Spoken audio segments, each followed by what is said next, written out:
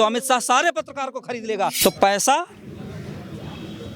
Corrupt तंत्र और ताकत, इसका नाम है अमित शाह। आज देश के गृह मंत्री हैं, ये दुर्भाग्य है देश का। दोस्त, आज ये दिन आ चुका है कि पत्रकारों को भी सुमोटो लेना पड़ेगा।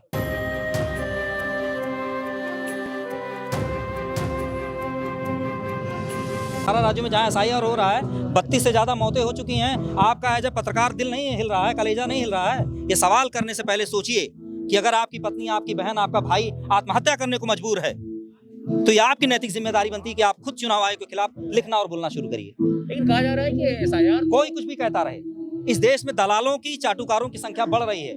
जागरूक लोगों को, जिम्मेदार लोगों को, भारत प्रेमी लोगों को घर से निकलना होगा। क्या एसआईआर के खिलाफ है आप? एसआईआर के खिलाफ मैं नहीं हूँ। एसआईआर की जो प्रक्रिया है, जो 1 महीने का समय है, मेरा विरोध उसके प्रति है। कम से कम बंगाल जैसे राज्य में 1-2 महीने यानी कम से कम 60 दिन का समय होना चाहिए। उत्तर प्रदेश जैसे बड़े राज्य में जहां 16 करोड़ मतदाता है, वहां कम से कम 100 दिन का समय होना चाहिए। एसआईआर से इससे पहले भी हुए हैं मगर मौतें नहीं हुई हैं। अगर समय दें तो इतना कार्य दबाव क्यों चुनाव आयोग डीएम के ऊपर इतना दबाव बना रहा है? क्यों डीएम एसडीएम के ऊपर इतना दबाव बना रहा है? क्यों एसडीएम, लेखपाल, तहसीलदार, बीएलओ के ऊपर इतना दबाव बना रहा है? और सोने पे सुहागा शिक्षक नहीं कर रहा है, वो बेचारा जो हमारे यूपी में 10,000 रुपए शिक्षा मित्र पा रहा है, उसके ऊपर दबाव बनाया जा रहा है। गरीब क्या करे, देश छोड़ दे? गरीब क्या करे, देश में मर जाए चुनाव आयोग के लिए, ज्ञानेश कुमार की वाहवाही के लिए कि उनकी बिटिया की नियुक्ति नोएडा में हो जाए, उनके बेटे को डीएम बना दिया जाए? तो ऐसे भ्रष्टाचारी ज्ञानेश कुमार के खिलाफ आक्रोश है। चुनाव आयोग तो निष्पक्ष है। कहाँ निष्पक्ष है? चुनाव आयोग के खिलाफ आप बोल नहीं सकते, सुप्रीम कोर्ट नहीं जा सकते, कहाँ निष्पक्ष है? सबसे पहले मैं आप सभी से बात चाहता हूँ कि पत्रकारिता एक बहुत मजबूत चीज है, मगर पत्रकारिता जब दलाली की तरफ इन्वॉल्व हो जाएगी, चाटुकारी की तरफ इन्वॉल्व हो जाएगी, तो पत्रकारिता नहीं रह जाएगी। मैं आप सभी से अपील करता हूं कि अच्छे नेताओं को पहचानिए, अच्छे पत्रकारों को पहचानिए और अच्छे मुद्दों पर स्वतः संज्ञान लीजिए। जैसे आप लोग कहते हैं ना, कोई विषय होता तो सुप्रीम कोर्ट सुमोटो ले ले। दोस्त, आज ये दिन आ चुका है कि पत्रकारों को भी सुमोटो लेना पड़ेगा। नमक रोटी खा करके अपनी जिंदगी बिताइए, मोटरसाइकिल से चल लीजिए, वो कहानी बदल दीजिए कि पत्र छपने से पहले कार दरवाजे पर खड़ी हो जाए। अगर ऐसा पत्रकार रहेगा देश का तो अमित शाह सारे पत्रकार को खरीद लेगा। आज बड़े बड़े मीडिया जगत क्यों नहीं आपको दिखा रहे हैं? क्यों नहीं मुद्दों पे बात हो रही है? क्यों नहीं बहस हो रही? जो अभी एक बेचारा फपक के रो पड़ा आदमी कि उसके ऊपर इतना कार्य दबाव है, उसको एक्सपीरियंस नहीं किया गया, उसको ट्रेनिंग नहीं दी गई और वो फपक के रो पड़ा। उसकी 4 बेटियां हैं, आखिर उन बेटियों का क्या होगा? आप लोगों का भी मन जो है विचलित होना चाहिए। हमारा मन विचलित इसलिए है क्योंकि मैं एक गांव से आता हूं।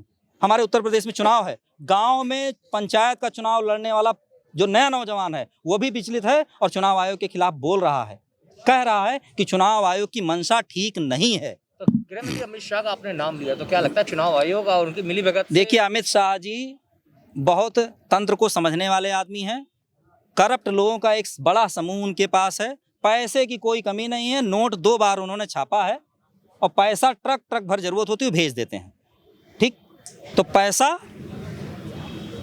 करप्ट तंत्र और ताकत, इसका नाम है अमित शाह। आज देश के गृह मंत्री हैं, ये दुर्भाग्य है देश का। चंद्रशेखर रावण बोल रहे हैं कि ये जो एसआईआर में मारे जा रहे बीएलओ सारे बहुजन हैं, दलित हैं, पिछड़े हैं, आदिवासी हैं। देखिए, इसमें बहुजन और सवर्ण जन और जन की बात करिए, बांटिए नहीं खांचों में। आपने जिनका भी नाम लिया, मेरा भी संदेश है, मेरे छोटे भाई हैं। इस देश को जन में मत बांटिए, इस देश को मानव का रहने दीजिए। मानव का देश है और उसी दायरे में रहिए। जब आप दलित बांट देंगे, अपर कास्ट बांट देंगे, ओबीसी बांट देंगे, किसान बांट देंगे तो बंट जाएंगे और अमित शाह राज करते रहेंगे। एकदम चुने हुए सांसद हैं, उनका स्वागत है, मगर इस समय सबकी बात करें। सब मर रहे हैं, किसी का टाइटल सिंह है, किसी का टाइटल गंगवार है, किसी का टाइटल कुछ भी है। इसको बहुजन नहीं, सर्वजन की बात करें। सब मर रहे हैं, सब पीड़ित हैं और सबकी मंशा और इच्छा है कि चुनाव आयोग ने जो इतना कम समय दिया है, इसके वजह से ये मन में भावना आती है कि चुनाव आयोग की मंशा ठीक नहीं है, उनकी नीयत साफ नहीं है। इस संसद में बहस होगी, बहुत अच्छी बात है।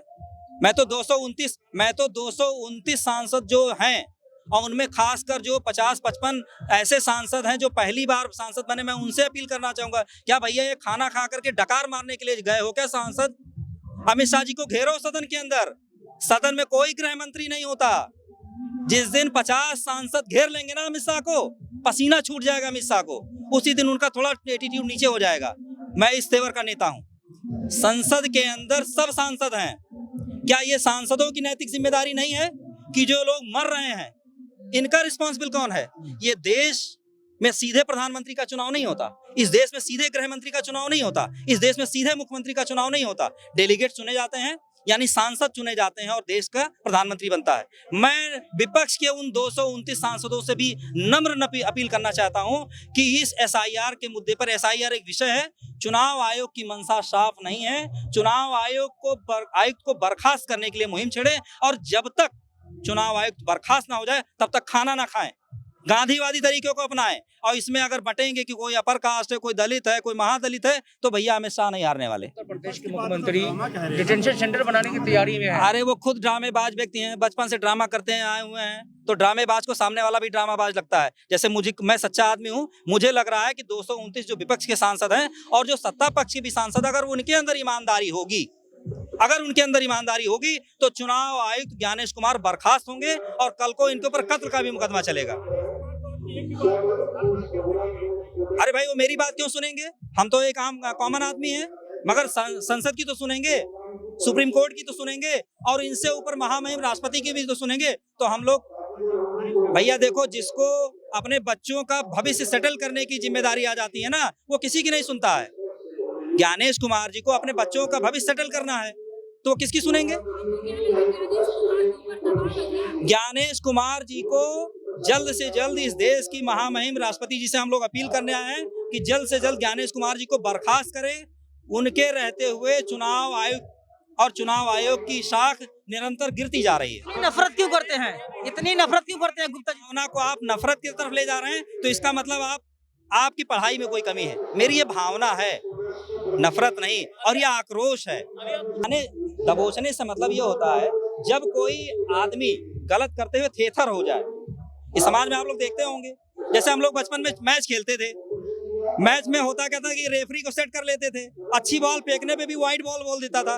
तो जब ऑडियंस भी दबाव बना देती है ना कि नहीं रेफरी साहब आप गलत कर रहे हैं, तो चुनाव आयुक्त और चुनाव आयोग, चुनाव के दरमियान एक रेफरी की भूमिका होता है। जब जन आक्रोश आ जाएगा, जनता की भावना निकल के आने लगेगी, तो अपने आप को दबाव महसूस कर रहे हैं, क्योंकि चुनाव आयोग और सत्ता पक्ष जनता का दबाव महसूस नहीं कर रहे हैं, इस वजह से ऐसा है। अब विरोध से काम नहीं चलेगा, जनता को सड़कों पे आना होगा। जनता को सड़क पे आकर के मजबूती से अपनी बात लोकतांत्रिक तरीके से, संवैधानिक तरीके से रखनी होगी।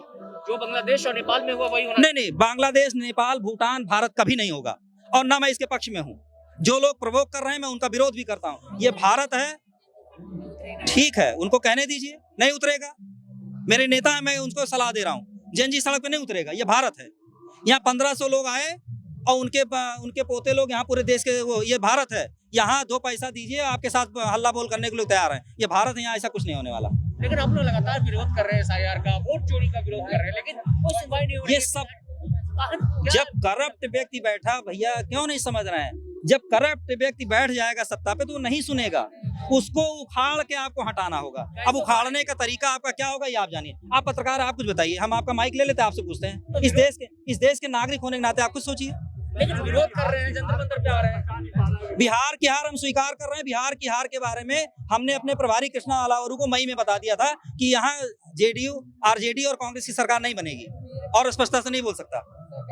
बिहार में हम हार रहे थे, बिहार में हमारी रणनीति नहीं ठीक थी, मगर हाँ, भारतीय जनता पार्टी भी 135 और जेडीयू और भारतीय जनता पार्टी को 135-40 जीतना था। 202 की सीट की लहर नहीं थी।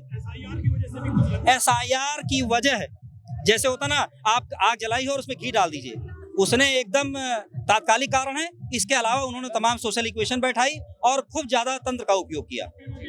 यूपी में 100% जब तक सब लोग मिलेंगे नहीं, एकजुट नहीं होंगे, कोई भाजपा को नहीं हरा पाएगा।